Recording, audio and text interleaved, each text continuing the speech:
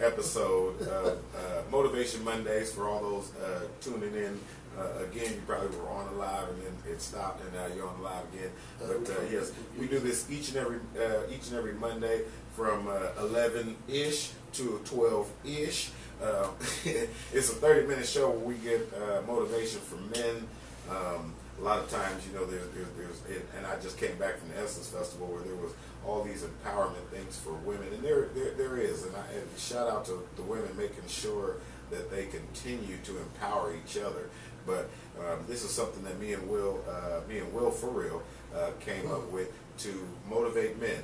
We got a lot of men that we deal with. This is a brother that works with a lot of youth men, and so we want to make sure that we encourage each other, to talk about how we got each other's back. And I think what we need to do, you know, we're on our second episode now, but as we get up there, we made a goal to get to 20 episodes, and then we'll go from there. But I think as we continue going on, man, we need to start trying to figure out how we need to have us a jet festival, a jet magazine festival. You know, the Essence magazine thing is for the women. Where our festival at? You can bring that. Where we gonna bring it to? Man, Sacramento and Stockton. We can have it both places at the same time. If that was in New Orleans, we need to have it somewhere. You know what I'm saying? Where it's a destination type of place. You know what I'm saying? Maybe in Vegas.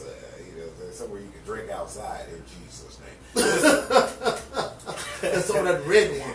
Yeah, man. So, you know, my particular motivation for Mondays, if you were on the other live feed, now you're on this feed, I was just talking about basically how we need to go after what it is that we love to do.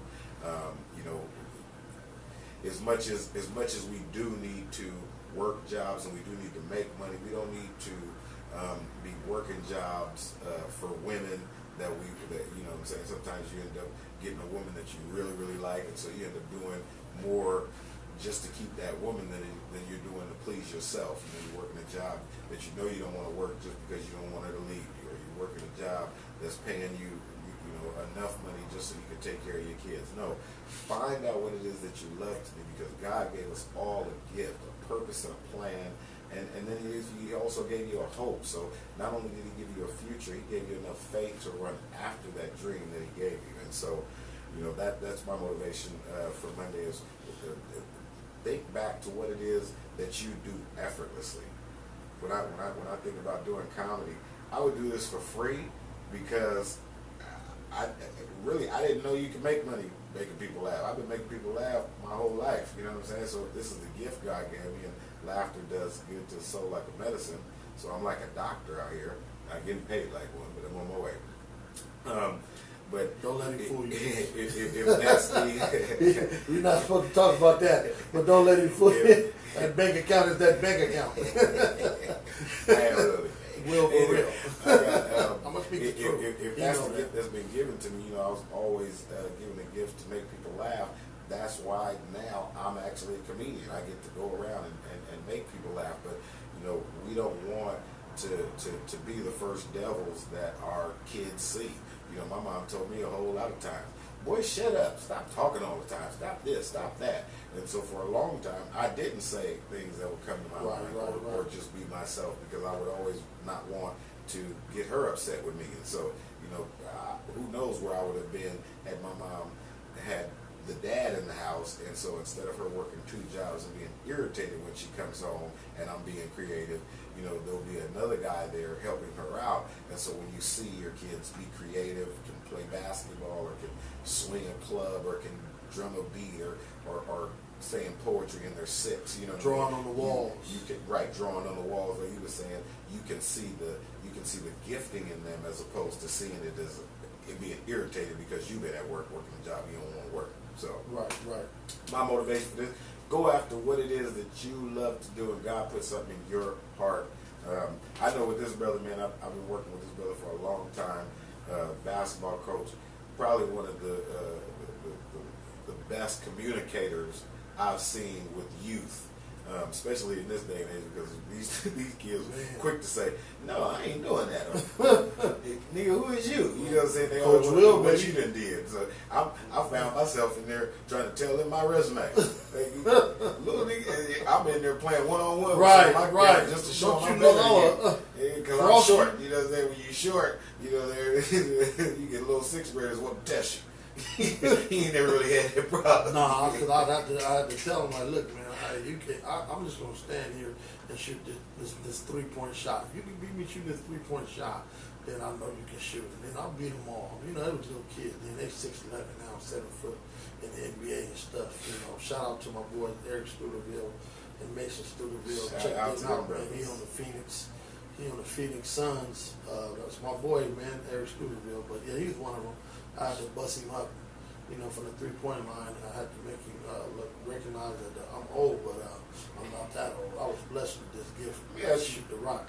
Yeah, ask you something. Do they have a mom and dad in the home?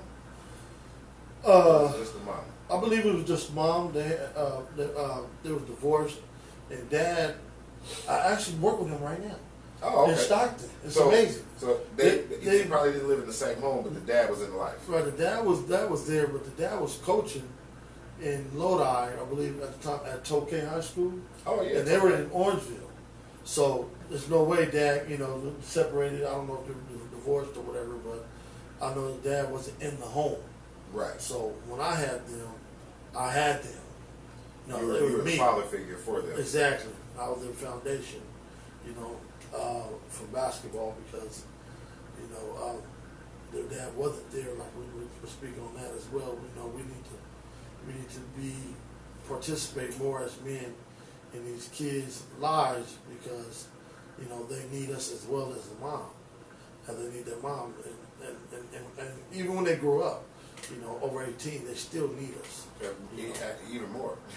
So in that particular situation, because and shout out to say their names again. Eric Studerville, Big E on Phoenix Suns, look him up, and Mason. He's playing Summer League right now in Vegas. Mason Studerville. Shout out to 6'11", Studerville. 7-footers. Remember seeing these kids in Orangeville when they was, you know, fourth, fifth grade. Yes. And I knew these was gonna be some big kids. But shout out to them for you know, single parent home, you know, making it all the way, and that's normally how it ends up happening. You know, most of the brothers in the NBA are from single parent homes, and so shout out to them mothers. Shout out to the moms for real. Being in them kids' lives and seeing the propensity to be able to play. But for that particular situation, how do the kids look at Pop? I never really got into that, you know, when they were younger because that's not my place. A lot of it is to be the best male role model for them and be consistent. Okay. You know, that's my thing. The coach, just coach them up and give them a foundation, that awesome foundation with fundamentals and discipline. And my thing was school first, education. I didn't care about the basketball. I cared about their education, and then that's how I believe they gravitated toward me because that's how I was taught. You know, it's not about the game; it's about your attitude and it's about your education. So that's what I preached to them, and they just gravitated towards me like most kids do. You know, I was firm but I was fair. You know, I ain't gonna lie, I ran them to death. Okay. You know, it was out of shape. You know, I didn't care. If you want to be a basketball player, it's 99% running. 99%. You stop sometimes, but you gotta be in shape. You gotta be in shape. Nowadays, in shape. You work with the dad right now. Yes, I work with the dad, Shannon Studerville, and he's amazing. He's amazing, man. Shout out to Shannon. Does the dad get to go to the basketball games? Actually, me and him, I told him I want to go see Mason because he's playing Summer League. They were just here at his home, you know, before he left. Sunday, I didn't get a chance to go by there and hang out with him. You know, that's father and son's time. Right. You know, and I respect that. Even though they call me, they still call me coach. Even though they're in the NBA, that's the most respect that you can ever get from a kid. You know, they're in the NBA, but they still call you coach. Right. You know. Oh man, I tell you, there's nothing like being impactful in a young kid's life because they never forget that. I don't forget any of the people that was you know, impactful in my life. You know, all of them. I still remember. eighth grade teacher is probably the one that, when I did that presentation and was in front, it was his words that I really remember thinking to myself, man, he was talking about how comfortable I looked and how I looked like I should be in front and stuff like that. And I'm sitting there thinking to myself, well, what's the grade though? All that went over your head, right? You talking about presentation? I'm talking about these words I wrote down. Right, that good enough? Right. And those type of things. When you look back, people see the gift that you have in you, and it's up to you end up really putting stock in those people when because you can appreciate things that they've done for you. So you were telling me, like, you end up going to a game and you were sitting down on the floor and people was looking like, who is that? Right. What you doing down there? Ain't that for Saturday? Yeah, I was I ain't gonna lie, I was at Sac State with Eric and Mason. They both went to Sac State first before Mason transferred. Shout out to Sac State. Sac State University. He transferred to a school in LA. I was mad. No, I can't sit front row. When Eric was there, he stayed 4 years.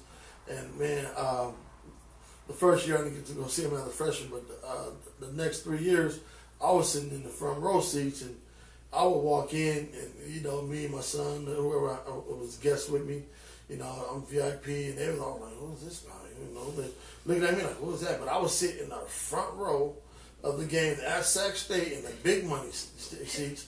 You had to be a dad or parent, but none of the kids looked like me on the court. But I was sitting next to mom, and the guy even came, the guest services guy even came to me like, these seats are for the big alumni or a parent of one of the. I'm like, and the mom, before I could even say anything, the mom said, "He's with me." I was like, cool. Ever since then, they start waving to me eventually, but that still got that little look like, who is this guy? What did he do? Yeah, it's none of your business who I am. As long as the mom say, I'm good, I was good. So, right. That's how I got to sit in front row. It's a heck of an experience, because I know them tickets cost a pretty penny to sit right down on the floor. I had floor seats, and it was lovely. Even to the Hornets, they D1. Sure. Yeah, shout out to Sac State Hornets, D1, men's and women's program. And that just goes to that kind of just goes to also what we're talking about here for Motivation Mondays, and that's running after what it is that you love to do. This brother loves working with kids, loves developing talent, and because of his love for that, love for the gift that God gave him, not the kids, because he's not putting more stock in the Studevilles than he is the Bakers that he probably coached or the Johnson that he coached. He put stock in the gift that God gave him, and because of that, you get promoted. You're up there in seats that you probably shouldn't be in, and people wondering, looking at you like, what you doing down there on the floor? Boy, you have no idea what I've done. Right. You don't need to know. Not because you don't need to know what I've done or where I've been or what I'm doing here. Exactly. Just know that I'm with you. Exactly. Yeah. Where you eat, I'm gonna eat. Exactly. And they know that the Coach Will don't want nothing from them. They call me on a regular. I got the personal cell phone numbers in my phone. I can reach out and call them on live on the air. My phone is right here. To touch my pocket, but my phone right here. This fool I can call an NBA player. Who can I call? I got a couple stars I can call. I got a couple big time comedians I can call. I ain't gonna put my folks on blast, but I'm just saying he knows some NBA. I know some college people. Okay, hey, it's all good. At the end of the day, it's all entertainment. Right. It's all love as well. All right, so we here on Monday, always looking to motivate. What's some of your people chiming in and talking about?